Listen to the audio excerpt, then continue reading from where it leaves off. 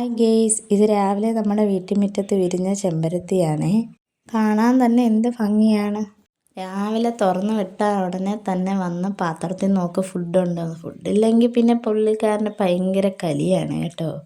പിന്നെ ആ ദേഷ്യം മൊത്തം ആ പാത്രത്തിനോടാണ് തീർക്കുന്നത്.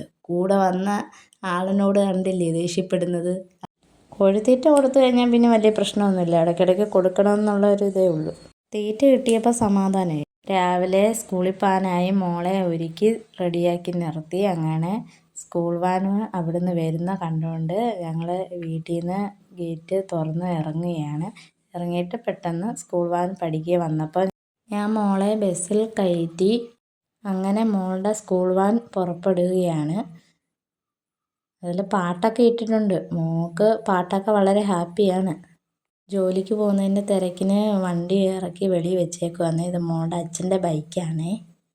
അമ്മ ജോലി ചെയ്യുന്നതിൻ്റെ ഇടയ്ക്ക് വന്ന് ശല്യം ചെയ്യുക കേട്ടോ. അതൊന്നും മൈൻഡ് ചെയ്യാതെ അമ്മ അവിടെ ഇരുന്ന് തോരൻ അരിയുക. അപ്പം അമ്മ പൊതിച്ച് വെച്ച തേങ്ങയുടെ ഒരു മുറി എടുത്ത് വെച്ച് കാന്തി തിന്നുകയാണ്. രാവിലെ അമ്മ മൾബറിയുടെ ഇലയൊക്കെ പറിച്ചുകൊണ്ട് വന്ന് അരിഞ്ഞ് തോരൻ വെക്കാനുള്ള പരിപാടിയാണേ. ഞാൻ വീഡിയോ എടുക്കുന്ന കണ്ടുകൊണ്ട് മോൻ തേങ്ങയൊക്കെ കാന്തി പുളി ആസ്വദിച്ച് കഴിച്ചുകൊണ്ടിരിക്കുകയാണ്. അവന് പ്രശ്നമൊന്നുമില്ല. അവൻ അങ്ങോട്ടും ഇങ്ങോട്ടൊക്കെ നോക്കി നിൽക്കുന്നുണ്ട്. ഇന്ന് അങ്കൻവാടി പോകേണ്ടതാണ്. അപ്പോൾ പോകാൻ പറ്റിയില്ല. അയാൾക്ക് 2-3 ദിവസം കൊണ്ട് ഒരു പനിയുടെ ലക്ഷണം ഉണ്ടായതുകൊണ്ട് ഞാൻ ഇന്ന് വിട്ടില്ല. പിന്നീട് ഒരു മുട്ട എടുത്ത് ഞങ്ങൾ ഉടച്ചു. മുട്ട ഉടച്ചിട്ട് അതിന് ഉള്ളിയും കുരുമുളകും ഉപ്പും തേങ്ങയൊക്കെ ഇട്ട് ഇളക്കി റെഡിയാക്കി. അതിൻ്റെ ഇടയ്ക്കൂടെ ദോശക്കല്ല് അടുപ്പിൽ വെച്ച് ചൂടായി ഇളക്കി വെച്ചിരുന്ന മുട്ട അതിനകത്തോട്ട് ഒഴിച്ച് അത് പരത്തി. അത് റെഡിയായിക്കൊണ്ടിരിക്കുന്നതിൻ്റെ കൂടെ തന്നെ ഞങ്ങൾ ഒരു തോരൻ റെഡിയാക്കുന്നുണ്ടായിരുന്നു. ആ തോരൻ അരപ്പൊക്കെ ഇളക്കി കൂട്ടി. അതിന് പിന്നെ കടുകൊക്കെ വറുത്ത് അതിൻ്റെ കൂടെ തോരനൊക്കെ ഒന്ന് വെച്ച് ചെറുതായിട്ടൊന്ന് അത് വാടി അതിൻ്റെ കൂടെ അരപ്പൊക്കെ ഇട്ട് ഇളക്കി വെച്ചതിന് ശേഷം പിന്നെ മീൻ വാങ്ങിച്ചിട്ടുണ്ടായിരുന്നു. അങ്ങനെ നെത്തോലി കിട്ടി. ആ നെത്തോലി ഞാൻ കൊണ്ടുപോയി കഴിഞ്ഞ ശേഷം ഞാൻ തോരൻ വെക്കാനുള്ള തയ്യാറെടുപ്പായി. അമ്മ അതിൻ്റെ അറ്റത്തോടെ തന്നെ ഒരു രസത്തിനെല്ലാം ഒരുങ്ങി. അങ്ങനെ രസം റെഡിയായി. രസം വെച്ച് കഴിഞ്ഞു. അങ്ങനെ അയ്യത്തൊക്കെ പോയി ചതന്ന് നിന്ന് വെച്ച് നമ്മളടുത്ത് വന്ന് അപ്പം മീൻ കഴുകിയപ്പോൾ അതിൻ്റെ മീൻ തലയും വേസ്റ്റും ഒക്കെ കൊടുത്തു. അതൊക്കെ തിന്നേച്ച് വിശ്രമിക്കുകയാണ്. അതിൻ്റെ ഇടയ്ക്ക് ഞാൻ കണ്ടപ്പോൾ ഈ വീഡിയോ എടുത്തതാണ്. നമ്മളെ തന്നെ നോക്കുന്നുണ്ട്. ഇടയ്ക്കിടയ്ക്ക് അയ്യത്തൊക്കെ പോയി ചതഞ്ഞ് തിന്നേച്ച് വന്നിട്ട് പിന്നെ വീട്ടിൽ വരുമ്പോൾ അരി ഇടയ്ക്ക് ഇട്ട് കൊടുക്കും. അങ്ങനെ അത് കൊത്തിപ്പറക്കി തിന്ന് കണ്ടിരിക്കുകയാണ്. പിന്നെ നെത്തോലി തോരൻ്റെ അരപ്പൊക്കെ അമ്മ അവിടെ റെഡിയാക്കുന്നുണ്ടായിരുന്നു. അതെല്ലാം റെഡിയാക്കി ഞാൻ കഴുകിക്കൊണ്ട് കൊടുത്തപ്പോൾ അമ്മ അത് എളുപ്പം അടുപ്പത്ത് വെച്ച് അങ്ങനെ തോരനായി. അങ്ങനെ തോരൻ റെഡിയായി. ഒരു ഉച്ച സമയത്ത് നമ്മുടെ വീട്ടുമുറ്റത്തൂടെ പറന്ന് വന്നിറങ്ങിയ ഒരു മയിലുകളാണ്. അങ്ങനെ ഞാനത് കണ്ടപ്പോൾ ആ വീഡിയോ പകർത്തിയതാണ്.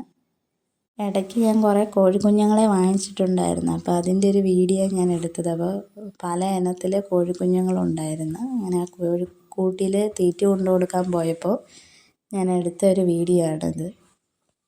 തീറ്റയും വെള്ളമൊക്കെ കൊടുത്തു കൂട്ടിൽ നിന്ന് ഇറങ്ങാനുള്ള ഒരു വെപ്രാളമാണ് കാണിക്കുന്ന കുഞ്ഞുങ്ങൾ.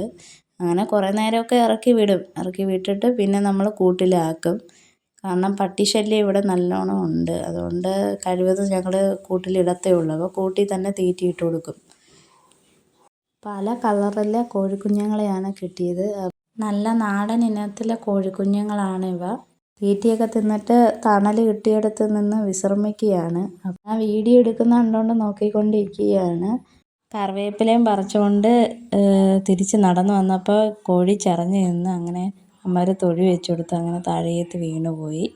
അങ്ങനെ സ്കൂളിൽ പോയിട്ടൊക്കെ വന്നപ്പോൾ ഫ്രഷായിട്ടിരുന്നപ്പം അമ്മ തൂക്കണ്ട ഞാൻ തൂത്തോളാം എന്നും പറഞ്ഞുകൊണ്ട് തന്നെത്താനെ ചൂലെടുത്തുകൊണ്ട് പോയി മുറ്റമൊക്കെ തൂക്കുക. അങ്ങനെ തൂക്കുകയും നല്ല വൃത്തിയായിട്ട് തൂക്കുന്നുണ്ട് കേട്ടോ.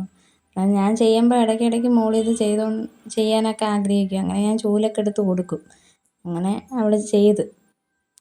വീട്ടിൽ അമ്മയോ മറ്റുള്ളവരൊക്കെ ചെയ്യുന്നത് കൊണ്ടായിരിക്കുമല്ലോ മക്കളമാരും പഠിക്കുന്നത്. ജനഗണമന അതിനായക ജയ ജയ പാദക പാദവിദാത പഞ്ചാബ് സിന്ധു ഗുജറാത്ത് മരാഠ ദ്രാവിഡ ഉച്ചര ഗംഗ യമുന ഗംഗ ഉച്ചക ചന്ദ്രിക